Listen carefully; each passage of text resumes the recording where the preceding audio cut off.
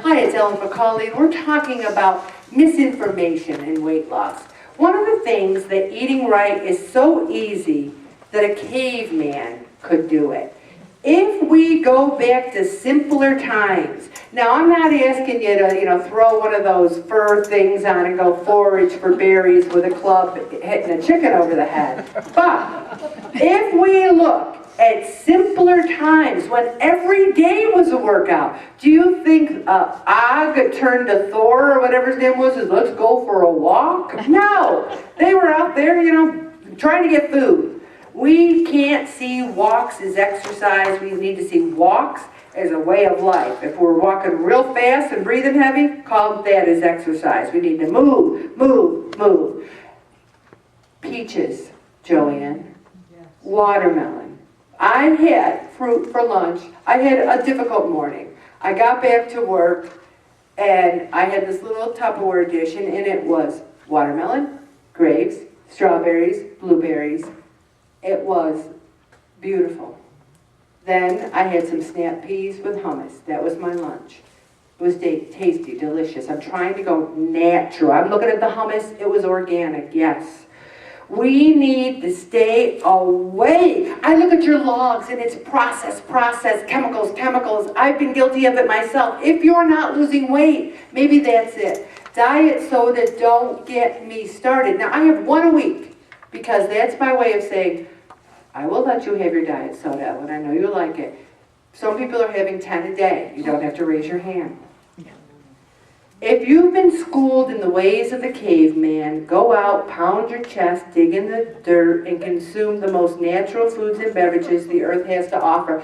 Did the cavemen drink Gatorade? I think they were drinking water. Water, and they weren't putting little packets in it either. Okay, so many people are so confused about good carbs and bad carbs. Because let me tell you what carbohydrates will do. They will provide essential energy to the body, they will aid in weight loss, they can contribute to diabetes, and they can cause weight gain. What? You just said, because there's different kinds. When I write on your log too many carbs, do you think I'm talking about the vegetables? I don't think so. We need to say, because excess carbs are always converted to fat and stored. And where are they stored? Everybody, we know where they're stored. Right here. Somebody goes, what's she hitting? I'm hitting my butt, my big butt there. We need to move beyond simple and complex and go to natural. If it's growing in a garden, you can eat it. How does that sound? If you pick it off a bush, you can eat it. I'm a big proponent. You want some lean chicken? You want some lean turkey? I'm not vegan. But when you go to the deli and you get processed meat, is that really protein? Think natural. All right, that's very important. But how do you beat a sugar craving? You're like having a bad day, you want that Snicker bar. It's immediately stored as fat. A few minutes, your blood sugar spikes, insulin's going through, you're feeling all good. Ooh, that Snickers was good, and I'm so glad I ate it. A half hour later, you're like, I feel like crap. Why did I eat that Snickers? I'm tired. I don't feel good. I have a headache. Maybe I'll have another Snickers. Sugar communicates with the same part of the brain as morphine and heroin. Now, I've recently had morphine. I had surgery on July 25th, and when you're in the recovery room, they got that little pumpy thing. And I have to admit, there is something to be said about, whoa, I'm feeling kind of good. But I did not leave that recovery room and run down the South Salina Street and say, I got to have some morphine. I had a little bit of morphine, it felt good, it helped me with what I needed to do. I'm on with my life. Sugar, many studies have said, is more addictive than cocaine. Now I can see a couple people's minds going, see, it's not my fault, so I'm addicted to sugar. At least it's not cocaine or morphine. I could be addicted to something worse. Ellen said it was hard. It's hard.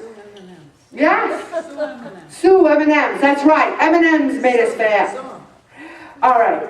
We suffer from such strong sugar cravings because of a hormone called leptin. It regulates our craving for sweet foods. When sugar is metabolized and stored as fat, it releases excessive amounts of leptin into your blood. And too much leptin, guess what? You become resistant to it. You need more and more to get higher and higher. You need 2 Snickers bars, 3 Snicker bars. We need to say to ourselves, what do I want to do? I want to maintain my blood sugar. I want to have some cashew cereal with some skim milk and blueberries, and then I want to have some snap peas. I want to have some fruit. I want to have some chicken. I want to have some salad. We need to appreciate life and the food that God's given us instead of going, poor me, I can't have ice cream every day. We need to grow up. Say no to low-fat or fat-free. I don't know about you guys, but there was a time where I thought low-fat, fat-free, well, I'm going to eat it all. That's another thing. We're like, hey, let's eat couscous. Let's have quinoa. A lot of calories in that stuff, everybody.